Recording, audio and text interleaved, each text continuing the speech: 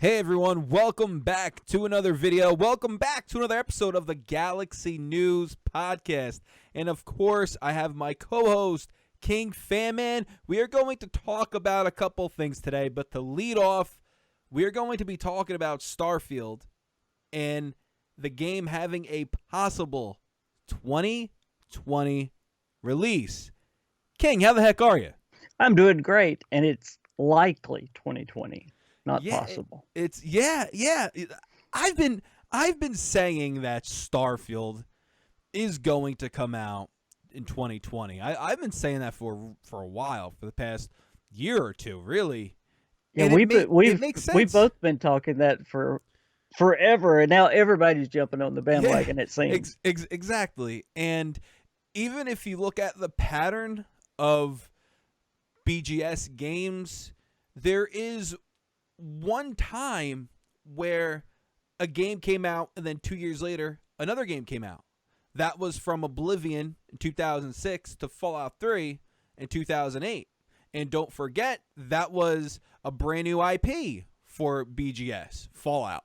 It might seem a little weird to some people that they had 76 and then they're releasing another game so quickly, but they've done this before. Usually it's 3 to 4 years, but they have done this before. It wouldn't shock me.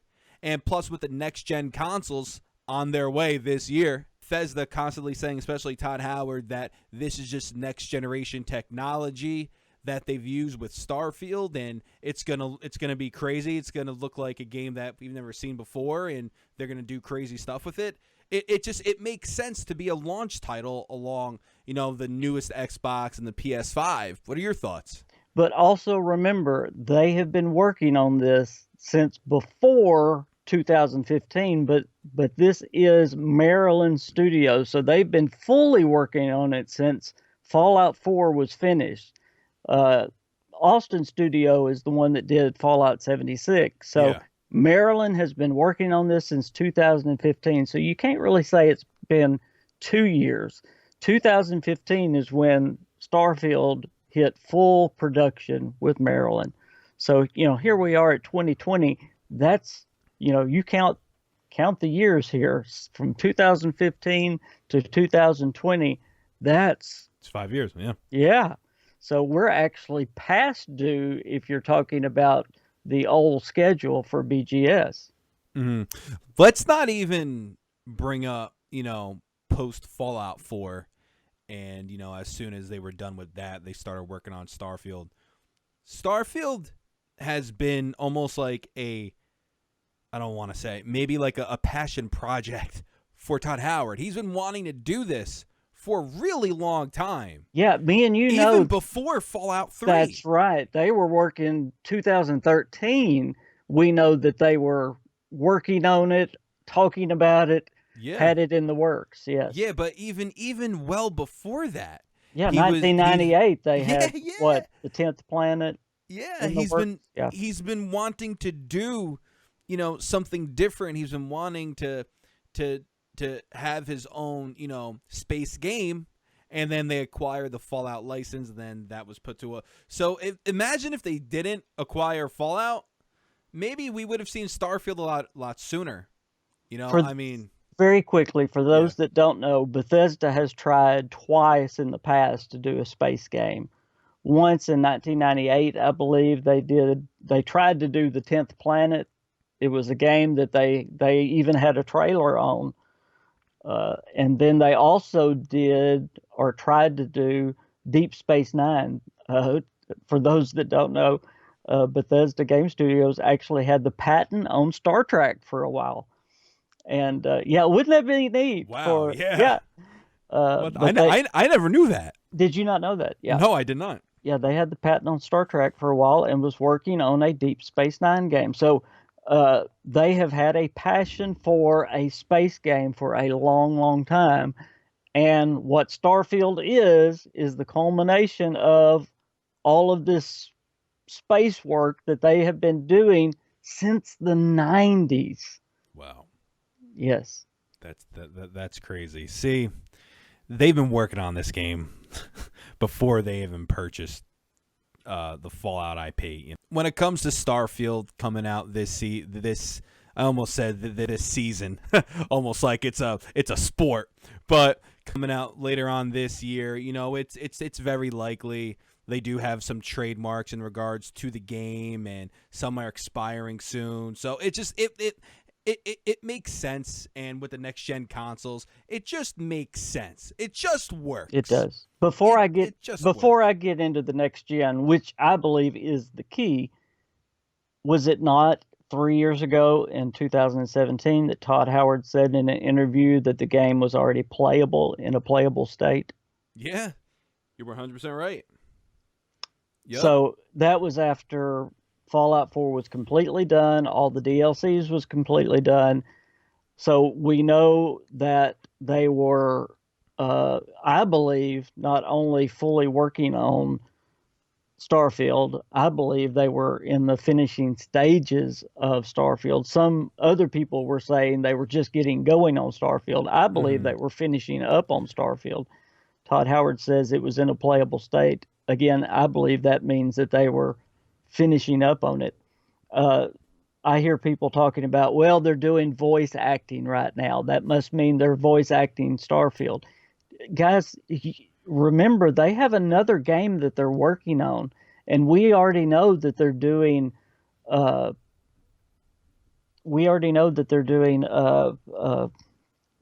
Spit it out. Yeah, thank you. What's her name? Shirley has already got her character in it. Yeah, the Elder Scrolls. There's another game. We already know that they're doing landscaping for that game. So all these other people saying, well, they must be doing voice acting for Starfield. I believe they've already had that done for a long time. This is the thing that people seem to forget. Now, before 76, before we even knew about the game, Todd Howard has said, it was either him or Pete Hines, or both of them. They said that there is a game in post-production and that there is a game in pre-production. There you go. Now, do you think that game in post-production was 76? Or do you think Starfield? Or, correct me if I'm wrong, I think they also said that post-production and a game that they're working on, and then pre-production. Right. Does that make sense?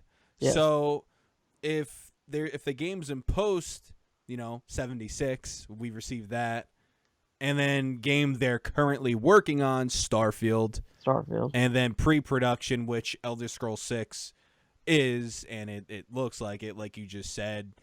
We saw the technology and stuff, that they displayed, what they're using to build the worlds in for Elder Scrolls 6.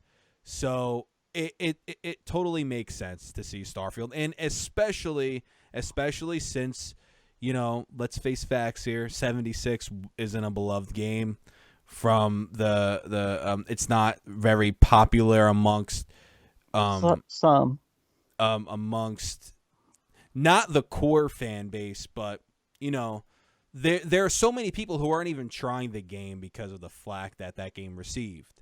Right. So you have that. So it's just it's not as popular as the franchise is used to being as a BGS game usually is. So maybe they figure, hey, instead of waiting, there's no reason to wait. It's ready. Let's just bring it out in 2020, and here we go. It makes sense. Next-gen consoles. It makes complete sense. It really does. And also, keep this in mind, too. They're hiring a video editor, and by the way, I just looked at that. The LinkedIn post, they're not accepting any more applications, so they probably hired somebody, or they're looking things over. And it makes sense. We're in January. They're going to make a trailer for E3 this year. It's just it's all tying together. It's all tying together here. What were you saying, King, before I cut you off? Again, I don't think Starfield and 76 have hardly anything to do with each other. Two totally different studios. I know they're both called BGS, but one is Austin, one is Maryland. Maryland is the main studio. What I was going to say about the next-gen consoles, I believe this is the absolute key. You've heard me talk about it before, but Bethesda is absolutely tied to Xbox and the next gen Xbox. I go back to an interview that Todd Howard did. I believe it was with, well, it really doesn't matter who it was with, but they were talking about when Oblivion came out. And Oblivion came out when I believe the Xbox 360 came out. And it was actually a launch title for the Xbox 360. Do you remember that interview? Yes. Mm-hmm. Okay. Mm-hmm. And it was a really great, great interview.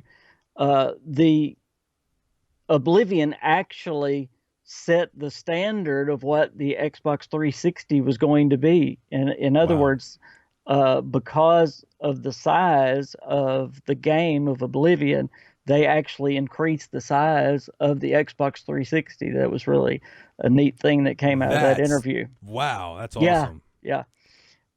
So that may be happening with Starfield. Think about it.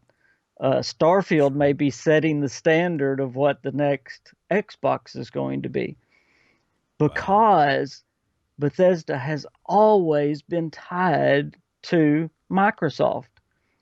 And I take you back to, and y'all, if anybody's followed me at all, you've heard me say this before. When Todd Howard announced Fallout 76, and I'm talking about the very first time he announced it, the very first time you saw the launch trailer for 76, it did not happen on the Bethesda stage.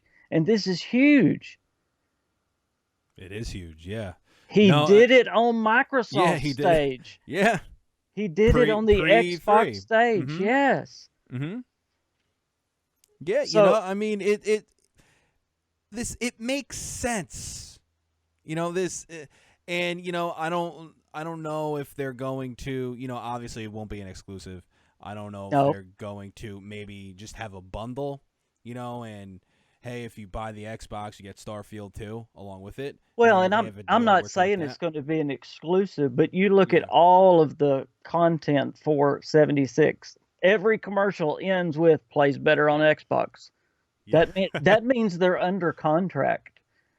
So when the next Xbox is coming, what does that mean?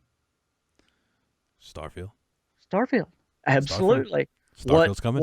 What is Bethesda waiting on? Starfield's coming. I believe that Starfield has been done for a while.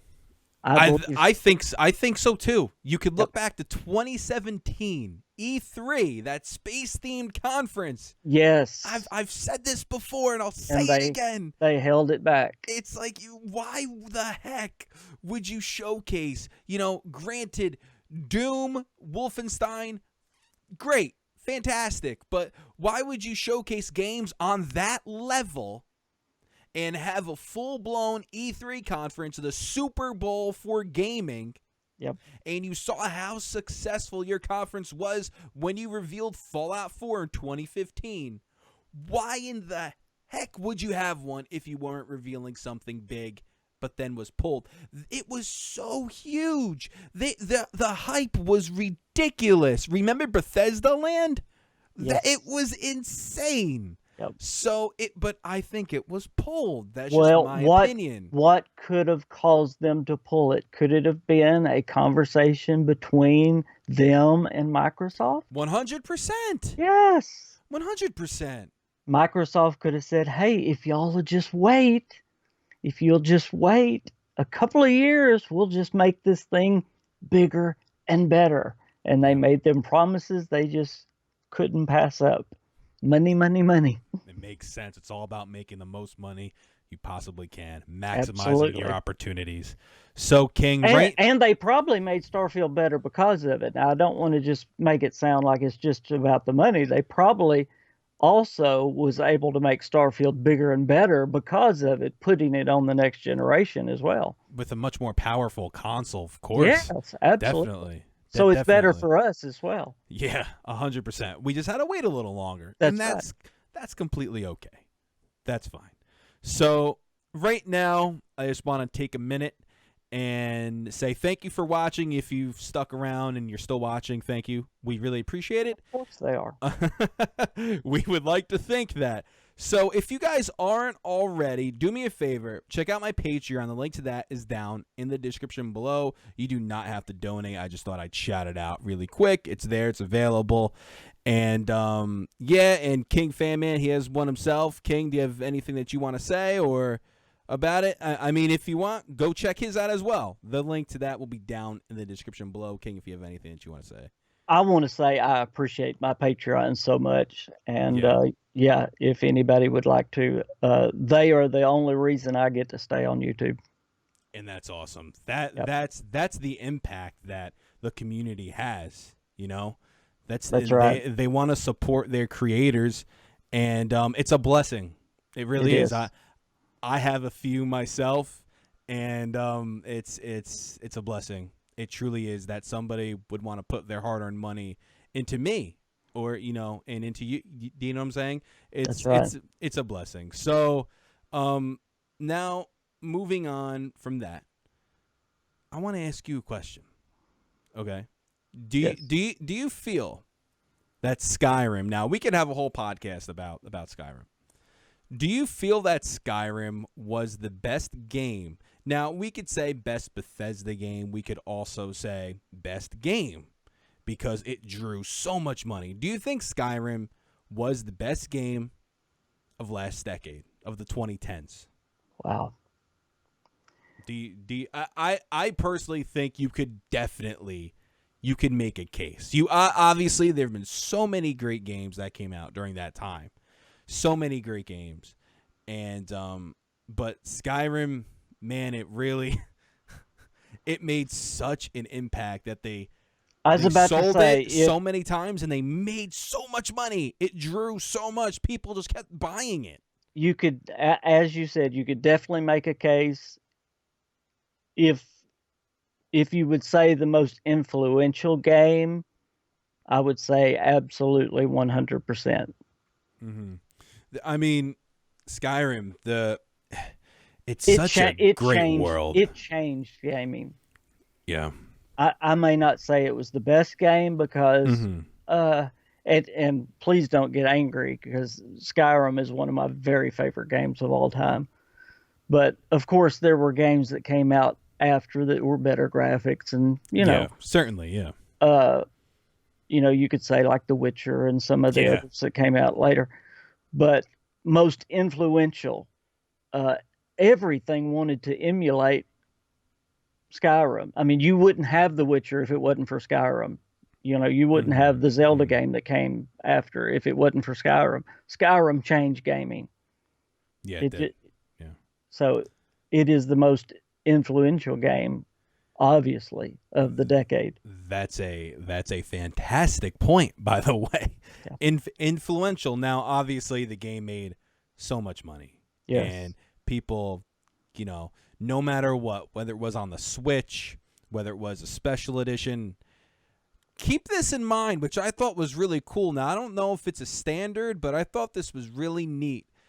I have the regular edition of Skyrim on my PC, right? I have every edition. I know. So, but Bethesda, if you already owned that copy, I don't know if it was a Steam thing or a Bethesda thing, because I know the same thing happened with BioShock. If you already owned the game, you didn't have to rebuy it. They gave you the upgraded version for free. Mm-hmm. So I didn't have to buy the special edition on the PC. They just gave it to me for free. And I don't know. I just thought that was really awesome. The BioShock games did that as well. I think Bethesda did that. Yeah. I don't think it's a Steam thing. I think Bethesda did it. And I know with the BioShock games, too, because I have all of them, that they gave me the remastered games free because I had the BioShock games in the library. But I love when developers do that. So... But okay, you asked me. I asked you then. Yeah. What do you think? Do you think it was the best game of the decade? No, because it was so early on in the decade that, like you said, there's so many games that came after that. The Witcher 3, for one, that also made such an impact, and like you said, maybe the graphics lacked, but also to be honest with you, I'm playing Skyrim right now. The world is so huge. The detail is absolutely amazing. It's It fantastic. still holds up today. The game is fantastic. Like you said, 100% it holds up today. Yes. 100% it does. Even if you're playing it for the first time, you will feel like you're playing a brand new game that came out in 2019. That's my opinion when it comes to Starfield. If you're playing the special edition and or whatever, but I feel you could definitely make a case. I just feel it's hard to say that it is without a doubt the best game, because you did have so many more games and so many games that came out, you know, in the 2010s. Is that what we're calling it now? The 2010s, but the tens. I don't know. The 10s, the 20. Yeah, you know, we're in the 20s now. We're in the roaring 20s now. yeah, but you know, I just feel like, was it? I can't say fully no, but because, like I said, there's so many games out there since then. But man, it sure makes one heck of a case. Yeah. It really does. The atmosphere. The game's fantastic. To be honest, that's out of all the BGS games, that's my second. They're in second place when it comes to atmosphere for me. Fallout 3 is number 1. Second is Skyrim. That's just my opinion. Skyrim has a fantastic world. It's great. It's awesome. It's such a great game. Yeah. I want Elder Scrolls 6. You know? Absolutely. Yeah. I can't wait. Now. I can't wait to see what Starfield is. I can't wait. It makes me so excited. Looking back at Fallout 4 too, great game. I can't wait to see what the heck we're dealing with when it comes to Starfield.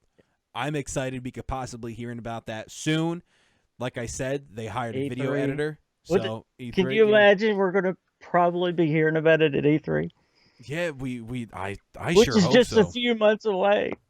Yeah, I hope so. I really do.